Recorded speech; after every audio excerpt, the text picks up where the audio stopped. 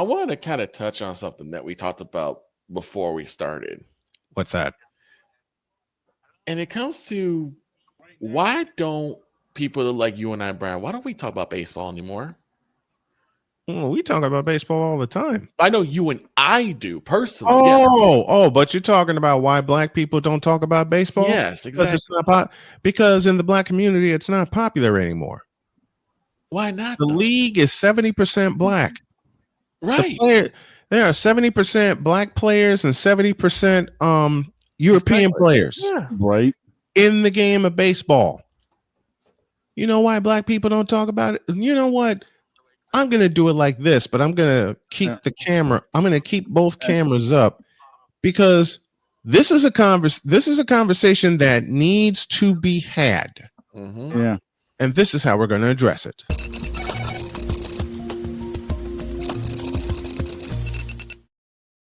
I got Droid on the phone when you get done. He's currently listening in. Okay. Okay.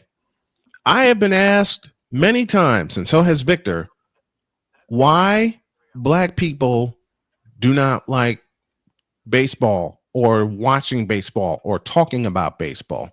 The reasoning is very simple. To them, it's a long game, it's drawn out, and they have flat told me it's boring and it doesn't excite them. I said, do you know how much strategy is involved in the game of baseball? And the consensus answer would be nope, and we don't care. So home runs are not exciting, triple plays are not exciting, suicide bunts are not exciting. Suicide squeeze to walk off. A perfect game is not Perfect exciting. game. You know, the narrative is, and it's proving to be true, that the majority of black people do not like baseball for one reason or another, or they just simply don't like it. And as I pointed out just a moment ago, barely any excitement for them in the game of baseball. Man, I can't tell you how many baseball games I've watched over the course of 40 years.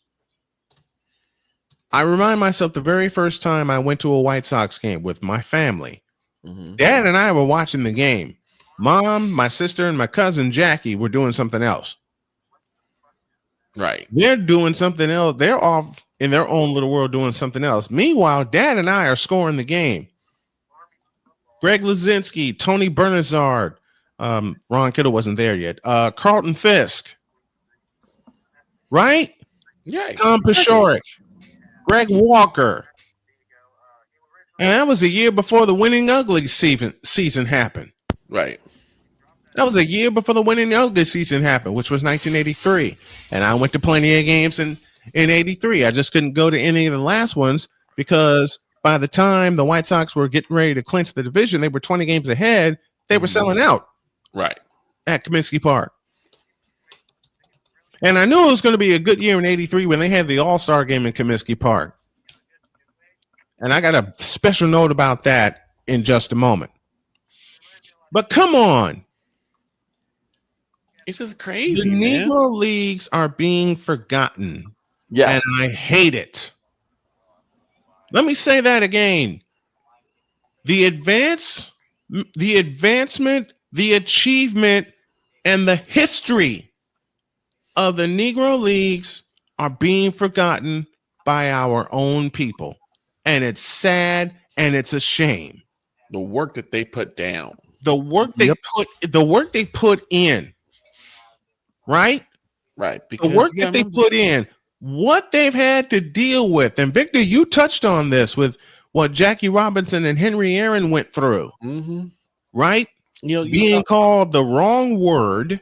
Being called the N-word. Having rocks thrown at them. Beer bottles thrown at them. Not to mention all the verbal insults they were getting. Not to mention the death threats. They still played. And yet they still play because they wanted to participate.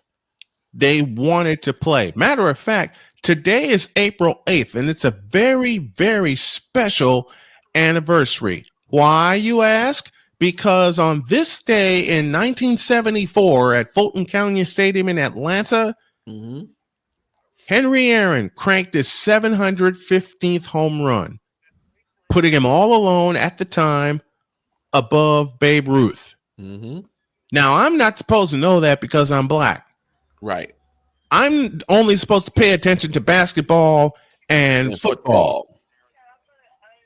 This black man not only loves baseball, but also hockey. And yes, there are two black men on this program that love baseball and hockey. Mm-hmm. I haven't done that joke in a while. But it's not just like within just like the regular fan base. It's also in media. You know, You're not wrong. I'm not gonna say names, but you also, you know, you've worked with someone who clearly stated that no one talks about baseball. Oh yeah, that guy. Well, guess what? What in the all types of blue hell are you talking about? Are you kidding? Okay, you This guy flat told me when he was my producer while I was living in North Carolina that no one likes baseball. And he coupled it with no one talks about baseball. And to complete the triple play, he says, you can't talk about baseball on your program. Bitch, this is my program. And I'm going to talk about baseball. The day after he laid down that rule, Jay Spivey joined me for a pre-recorded conversation which lasted a good 45 minutes. You know what the subject was? Baseball. And lots of it. I call high school games. I call college games. In studio, I do major league games. We did Little League, travel ball. For many years, Vic and I did Little League for 7 years. Yes. Baseball. I had a blast doing it. Here's the thing. Baseball, whether people want to believe it or not, is a sport. It is. We talk about sports. Listen, my wife, and y'all have heard Jody make the joke all the time that baseball is not a sport, but I have to tell this story. She flat out told me she doesn't like baseball. She'll watch softball with me, but she doesn't like baseball because it's too long and it's too boring. Baby, I get it. But she also knows I'm a baseball fan. Mm-hmm. She also knows that one of my favorite teams is the Chicago White Sox. And my first favorite team was the St. Louis Cardinals. Right. When she returned from a trip from St. Louis, I'm sitting here. She says, babe, I got something to show you. I walk in and y'all have seen me wear it. There's a sweater of the St. Louis Cardinals waiting for me. Mm-hmm. I cried. And she immediately gets scared. She's like, I didn't mean to make you upset. And like, no. You didn't make me upset at all. I'm happy. In fact, you made me the happiest man on the planet for taking the time to remember that my first favorite team is the St. Louis Cardinals. You know how much shit my wife gives me every day when I repeat a call here in the house and I laugh every single time? Yep. Huh? You guys have heard Jody walk through this door. Yep. Hey, you're not calling a game right when it concerns the Colts. Y'all heard that. Y'all know how much shit Jody gives me on a daily basis. But you know the best part of us giving each other shit, no matter what it is? We both laugh. Yep. Out loud. Okay? To close this and to get back to the point, I'll tell you this story. My 51st birthday, Jody got me 3 things: a fact book, a hat, and a t-shirt. The common denominator, all Chicago White Sox. Yep. This from a woman who does not like who does not like baseball. This from a woman who is not as big a sports nerd as I and follows all the sports like I do for a living. And yes, to the people who hate and keep hating on, I do this for a living. Yep. And that might be a DMS episode coming soon. But know this, I do this for a living. which means I talk baseball for a living. I talk hockey for a living. I love watching those two sports. I had someone challenge me when it came to hockey saying, well, you can't name a black goalie. Grant Fuhr.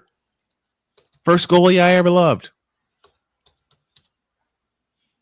My favorite White Sox player of all time, Frank Thomas. I've met some people in the White Sox organization, like John Rooney, when he was the voice at the time. I met him in 2005. I'll have to find that picture and show you guys. Like Gene Honda, the fabulous public address announcer of not only the White Sox, but also the Chicago Blackhawks. And about 50 other teams that use his voice. I mean, once upon a time, Gene Honda was the voice of the Final Four. But yet, I'm not supposed to know that. I'm not supposed to know that Frank Thomas hit his 400th home run against the Tampa Bay Rays. I'm not supposed to know what a slider is, a fastball, a curveball, a cutter, a sweeper, one of the newest pitches in the major leagues. I'm not supposed to know what all that looks like. And because I'm black, I'm not supposed to know how they all work. I'm not supposed to know or have the knowledge of some of the players that I do. I'm not supposed to have the knowledge of what happened in the Negro Leagues, even though it's been painted and stuck in my head for many, many moons. If I'm not supposed to know all that, then I say unto you, a whole lot of you, bitch. That's Snowman's take. What is yours?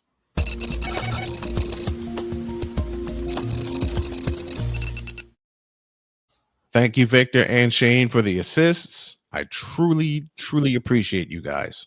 No problem. And I'm still sitting here with my arm basically hurting because Droid, are you still around? great. I think either I'm on hold or something because he's not answering me. No, Vegas. All right. I got him. Hang on. All right. Droid, speak your piece. Snowman, Victor, do you both hear me? Yes, we can hear Barely. you. Yeah, they got you, dude. All right. I'm speaking my piece in this way. If y'all are not in this room by the time this show ends, I'm getting at you. No, you're not. You'll have to catch me first. You're not in this next studio by at least 12:05. Get the link out. We'll be there. It's in the group chat. It's in the group chat. Okay. Just. I'll be there. I got to deal with. And by the way, Droid, Dear Droid, shut up. shut up. Oh God! Now they're doing the Stone Cold what? What? Oh gosh. I think we need a break. Back in the deuce.